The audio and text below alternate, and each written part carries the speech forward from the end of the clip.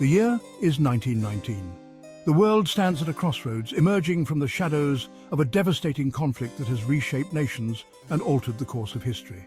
The First World War, a conflict of unprecedented devastation, has left an indelible mark on the global landscape. After 4 long years of relentless fighting, the guns have finally fallen silent and soldiers are returning home to a world forever changed. Millions lie dead, entire landscapes are scarred, and the very fabric of society has been torn apart by the horrors of war. Cities lie in ruins, and a continent is left reeling from the sheer scale of destruction and loss. In the aftermath, the victorious Allied powers gather in the opulent halls of the Palace of Versailles to draft a treaty they hope will ensure lasting peace and prevent such a catastrophe from ever happening again. But the treaty they forge, instead of healing old wounds, sows the seeds for a new and even more terrible conflict. The decisions made within these walls will reverberate through history. The Treaty of Versailles, signed on June 28, 1919, held Germany solely responsible for the war, placing the burden of guilt squarely on its shoulders. The treaty demanded crippling reparations, stripped Germany of its territories, and redrew the map of Europe, leaving Germany humiliated and economically crippled. It severely limited its military capabilities, dismantling its once formidable army and leaving the nation vulnerable and resentful. While these measures were intended to prevent future German aggression, they also bred deep resentment and humiliation within the German population, feelings that would fester and grow over the coming years. The harsh terms of the treaty, coupled with the economic hardship and political instability that plagued Germany in the war's aftermath, created a volatile environment ripe for unrest. This sense of injustice, coupled with the economic hardship and political instability that plagued Germany in the war's aftermath, created fertile ground for extremist ideologies to take root. The German people, feeling betrayed and abandoned, began to seek out new leaders who promised change. Extremist groups, including the nascent Nazi Party, capitalized on this discontent, spreading their message of nationalism and revenge. They promised to restore Germany to its former glory and to overturn the humiliating terms of the Treaty of Versailles. The stage was set for the rise of a charismatic leader who promised to restore Germany to its former glory and avenge the humiliation of Versailles. Adolf Hitler, with his fiery rhetoric and promises of a new dawn for Germany, found a receptive audience among the disillusioned and desperate. The Treaty of Versailles, though intended to prevent future wars, inadvertently paved the path towards another global conflict. Its harsh terms and punitive measures sowed the seeds of resentment and anger that would eventually lead to the outbreak of World War II. The harsh terms imposed on Germany, while understandable from the perspective of the victors, failed to address the underlying issues that had led to war in the first place. The treaty's architects had hoped to create a lasting peace, but instead, they laid the groundwork for future conflict. The Treaty of Versailles stands as a stark reminder of the complexities of peacemaking and the unintended consequences that can arise from even the best-intentioned efforts. It is a lesson in the importance of understanding the deeper currents of history and the need for a more nuanced approach to resolving conflicts. Post-war Germany was a nation in turmoil. The economy was in shambles, ravaged by the war and burdened by the immense reparations demanded by the Treaty of Versailles. Hyperinflation crippled the currency, wiping out the savings of the middle class and plunging millions into poverty. Unemployment was rampant and social unrest was brewing. The political landscape was equally unstable. The Weimar Republic, Germany's fledgling democracy, was weak and fractured. It struggled to maintain order and was caught between extremist factions on both the left and the right. The German people, disillusioned by their economic woes and the perceived injustices of the Versailles Treaty, became increasingly receptive to radical solutions. Initially a fringe figure, Hitler and his Nazi Party gradually gained popularity throughout the 1920s. Despite being dismissed by many as a radical and extremist, Hitler's message began to resonate with a growing number of Germans who were disillusioned with the current state of their nation.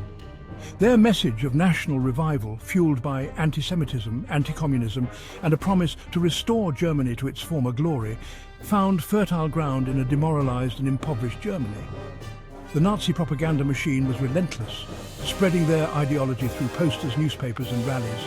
The economic hardship of the 1920s, marked by hyperinflation, unemployment, and widespread poverty, created a desperate populace eager for change. The Nazis promised jobs, stability, and a return to national pride, which appealed to many who felt abandoned by the Weimar Republic. Hitler's passionate speeches and the Nazi Party's effective propaganda machine skillfully exploited the anxieties and frustrations of the German people. His oratory skills were unmatched, and he could captivate and mobilize large crowds, making them believe in his vision for Germany's future. A pivotal moment came in 1933, when the Nazi Party, capitalizing on the political instability and fear following the Reichstag fire, ascended to power. The fire was used as a pretext to clamp down on political opposition, particularly communists, and to push through the Reichstag fire decree, which suspended civil liberties. Hitler, appointed Chancellor by President Paul von Hindenburg, swiftly consolidated his control over all aspects of German society. Through a combination of legal measures, political maneuvering, and outright violence, he dismantled the democratic institutions of the Weimar Republic. He ruthlessly eliminated his political opponents, suppressed dissent, and established a totalitarian regime. The Gestapo and SS were instrumental in enforcing Nazi policies, instilling fear and ensuring that any opposition was swiftly and brutally dealt with. With Germany firmly under his control, Hitler began to implement his vision of a 1,000-year Reich, a racially pure German empire destined to dominate Europe. His policies were aimed at creating a unified Aryan state free of Jews, political dissidents, and other groups he deemed undesirable. He embarked on a massive rearmament program in direct violation of the Treaty of Versailles and began to rebuild the German military. Factories were repurposed to produce weapons, and the economy was geared towards supporting a future war effort. The world watched with growing unease, but few were willing to confront Hitler directly. Many international leaders hoped that appeasement would prevent another devastating conflict, but this only emboldened Hitler further. The seeds of conflict, sown by the Treaty of Versailles and nurtured by the economic and social chaos of post-war Germany, had finally borne fruit. The harsh terms of the treaty, combined with the global economic depression, created a volatile environment that allowed extremist ideologies to flourish. Section 4. Breaking the Chains: Hitler's Early Expansion and Appeasement. Emboldened by his domestic successes and the apparent inaction of the international community, Hitler grew increasingly assertive in his foreign policy. In 1936, he defied the Treaty of Versailles by remilitarizing the Rhineland, a demilitarized zone bordering France. The move was a calculated gamble, testing the resolve of the Allied powers. To Hitler's surprise, the response was muted. France and Great Britain, fearful of another devastating war and preoccupied with their own domestic issues, adopted a policy of appeasement. They hoped that by conceding to some of Hitler's demands, they could satiate his appetite for expansion and avoid another conflict. Emboldened by the lack of resistance, Hitler continued to push the boundaries. In 1938, he annexed Austria in what became known as the Anschluss. This bloodless conquest further strengthened Hitler's position and emboldened his belief that the Western powers lacked the will to confront him. Appeasement, while intended to prevent war, had the opposite effect. It emboldened Hitler and convinced him of his own invincibility. The stage was set for further aggression, with the world holding its breath, uncertain of where Hitler's ambitions would lead him next. Section 5. Axis of Aggression: Japan and Italy's Ambitions Unleashed. While Hitler was consolidating his power in Europe, two other nations, driven by their own imperialist ambitions, were making aggressive moves on the world stage: Imperial Japan and Fascist Italy. These nations, though geographically distant, shared a common goal: to rewrite the global order in their favor. These nations, united by their shared disdain for the post-World War I order and their desire for territorial expansion, would eventually join forces with Germany to form the Axis powers. This alliance was not just a military pact, but a convergence of ideologies that sought to challenge the status quo and establish new empires. In the Far East, Japan, under the militaristic leadership of Emperor Hirohito, sought to establish itself as the dominant power in Asia.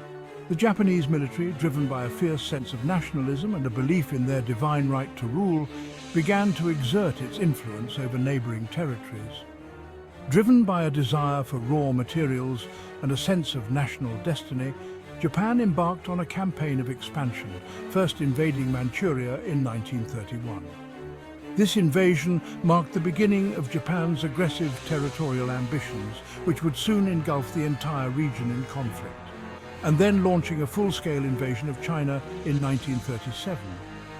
The brutal conflict that ensued would result in immense suffering and devastation, as Japan sought to subjugate China and exploit its resources.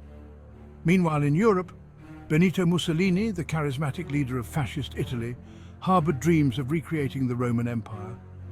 Mussolini's vision was one of grandeur and power, seeking to restore Italy to its former glory through military conquest and expansion. In 1935, he invaded Ethiopia, seeking to avenge a humiliating defeat decades earlier.